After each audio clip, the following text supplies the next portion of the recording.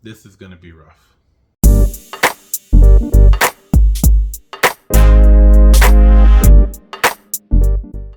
So Mr. Nightspyder here, and I'm just going to jump right into it. Unpopular opinion. I think I might be the only person not excited for the new Nintendo Switch. Let's get into it. As I mentioned in a previous video, I have original Nintendo. But after that, I went the route of Sega Genesis, and then eventually PlayStation, and then Xbox, PC, etc. And every time I have gone into a Nintendo ecosystem, for example, the Wii, the Nintendo Wii, I find myself getting disappointed. There's a lot of excitement initially, there's a lot of hype, there's a lot of anticipation for the latest and greatest of what Nintendo innovates. When you had the Nintendo Wii, you had the Wii nunchucks, which I still have, right? And it was the motion controls, which was cool. When you had Nintendo Sports, you had the bowling, the baseball, the tennis, and then you had the virtual console, where you could go back to different generations, whether it was Super Nintendo, Nintendo. They even had a thing where you could get Sega Genesis games, you get some Wii points, and you buy it. This is where things get rocky with me and Nintendo, right? The long and short of it is the customer support, or I guess you would say the service that they provide over time, they end up just discontinuing, right? So you could spend 20, maybe $100, maybe more in their online market, and then they'll just shut it off and cut you off. Like, you literally have to have one system that you have godfathered in. You have everything downloaded to it, and once it's there, you're good to go. But if you ever need to go back, they shut down their servers. So last I heard, this is maybe over a year ago now, that you can't even re-download Nintendo Wii, Nintendo Wii software through their online markets, because their markets are closed. They're gone. Lesson learned, right? Then I got a Wii U. I was really excited for the Wii U. I couldn't even tell you why, but I remember feeling very hyped for the Wii U. I was really excited for the Wii U. It came with the Mario and Luigi bundles, like a new Super Mario 2D, 3D side scroller thing, and that game was cool. And then it had Super Mario 3D World, also cool. And you got Xenosaga, and you got you got a Ninja Gaiden on there. You got Zelda games on there. You got the Twilight Princess, and then you ended up getting the Twilight Princess, like a remake, and then you ended up getting Breath of the Wild eventually. So there is a lot of good games on the Wii U. But the Wii U was a financial disaster. It was a commercial disaster. In every sense of the word, the Wii U was a disaster. And as of this past year, if I'm not mistaken, you also can no longer purchase software on there. I'm not sure if downloading it's a problem. I haven't heard anything that regards, and then the software I've had to re-download on my Wii U so far I've been able to download, but you can no longer purchase new software. And there's a great virtual console emulator on there where you can, again, need Nintendo games or NES games, Super Nintendo games. I think there's some DS games in there.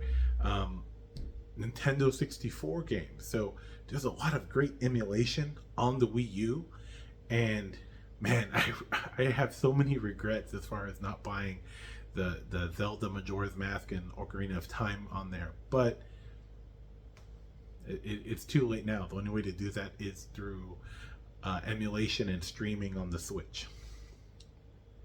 And that would have been it for me, right? I think if you were to look at my gaming catalog and collection, the Nintendo section is in the minority, right? I have probably four levels of a shelf of PS 1, 2, 3, 4 through 5. I have my Xbox, some OG Xbox games, 360. That's about 3 shelves. And if you go to the very bottom shelf I have, that's where you'll have my Nintendo stuff. So it is in the minority. And the majority of the games I have are Nintendo Wii and Wii U games.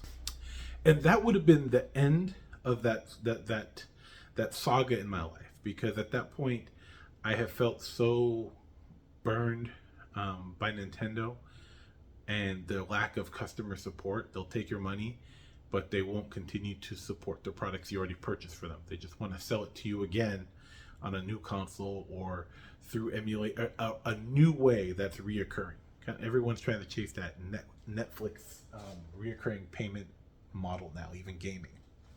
4 years ago, it was I was having a birthday. My younger brothers and my mother, they all kind of pitched in and they purchased me a Nintendo Switch. I would have never bought a Switch on my own because of my experiences with other Nintendo products. Within weeks, I'm talking 2 weeks, my wife was 9 months pregnant essentially. So within weeks, about 2 weeks after my birthday, my son was born, my last son. And at that point, I saw tremendous value in the Nintendo Switch because whatever room my son was in, I was able to have a portable gaming experience, right? Which is amazing. I was able to play the Mario All-Star Collection, which had Mario Sunshine, Mario 64, and Mario Galaxy on it, right?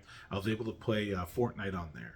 I was able to play, I can't even remember. They had some online games because I ended up getting the first year of the Switch Online membership, and there was some of their SNES games you could stream and NES games, and it was incredibly convenient. It was a game changer because I was at a point in my life where I have a newborn and I couldn't just come and go from the bedroom without disturbing the newborn and my wife. And I was able to just lay in my bed with this console and play games. Tremendous value. The concept of what the Nintendo Switch is, phenomenal, right? To the point now we have multiple handheld PCs now kind of taking on that market. You have the ROG Ally, or the ROG Ally, you have the Steam Decks, and there's a couple of other manufacturers that I don't know off the top of my head. But there's a huge market for these like $400, $500, $600 devices that you basically have PC experiences that kind of really overshadowed what the Switch is capable of. They've had some amazing ports on the Switch, and again, I would say I wouldn't have had this experience if it wasn't gifted to me, but I would also not have purchased it on my own merit. My game catalog for the Switch is just this. I have 1, 6, 7, 8, 9, 11 games. And I think actually it might be 12 games. I think I have something in the Switch right now. Let me tell you, out of the 12, 1, 2, 3. 3 are for my kids. That is the most I have invested in a game.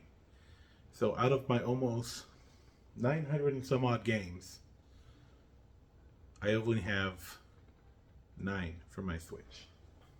So to say the least, I'm not excited. If anything, if I'm going to look towards a handheld in the future, I'm going to get a Steam Deck or one of a ROG Ally or one of those types of things to have access to my much larger PC library, right? I'm not excited for the Switch. I'm not excited when I hear about the specs as far as what it looks like, the dimensions. I'm not excited when people talk about the possibilities of like the power level. Now, Nintendo historically has a habit of using older technology so that the product is cheaper for them to manufacture and they get a much they get profit from it as opposed to using the most cutting, bleeding edge technology in their units. I would be surprised if it's on a PS4 Pro or 1X level of computing power. But I am interested to see what their partnership with Nvidia will yield as far as the capabilities of the unit. Now, I was watching some Digital Foundry, and I think it was Alex Battaglia and Oliver were mentioning that the CPU or GPU looks like the equivalent of a 3050, an NVIDIA RTX 3050. So that kind of gives you an idea of the power level.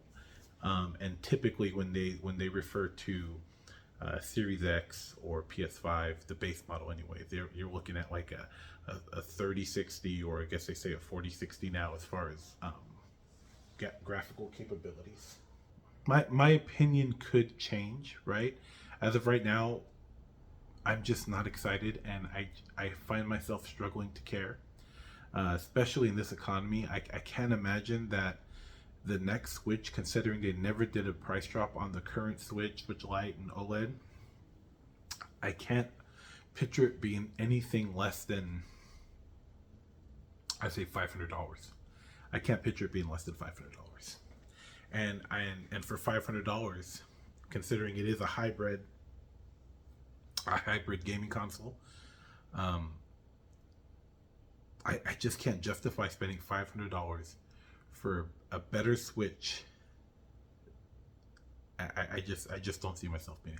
My opinion could change, right?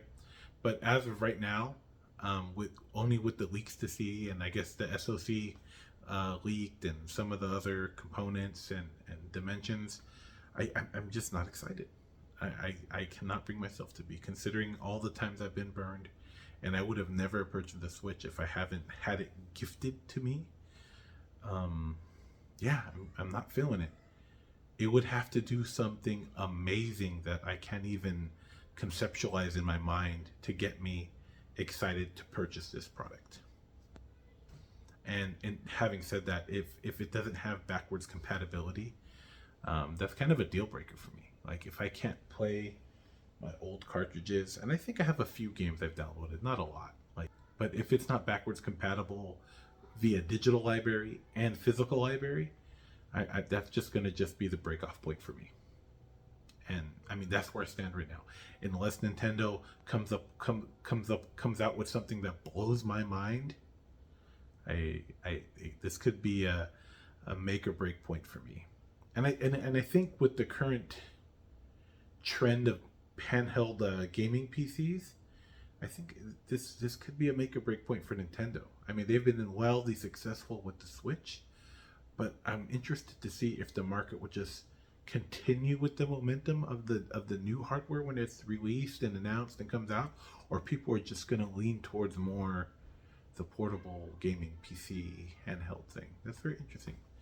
But these have been kind of just some random thoughts, and yeah, I don't think it's a popular opinion, but I'm not hyped. I think if I were to spend the money, I would end up just upgrading to a PS5 Pro, and even that I'm not hyped about because we have some games that are still having issues. But something I almost forgot to mention about Nintendo, another reason why I wouldn't immediately jump to the next console, is their pricing, right?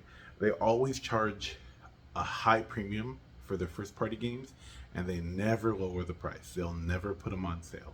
Unlike Sony, over time will slowly lower the price, and even Microsoft to that extent. You know, they'll have pretty heavy sales where you'll get Halo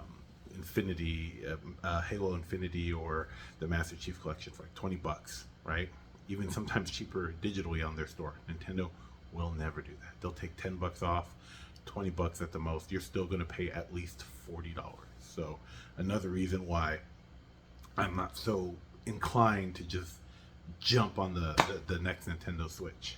Thank you for watching. This is the Nightspyder Collector. Please like, comment, share, and subscribe. And I appreciate you guys stopping by and taking the time to watch this. Peace.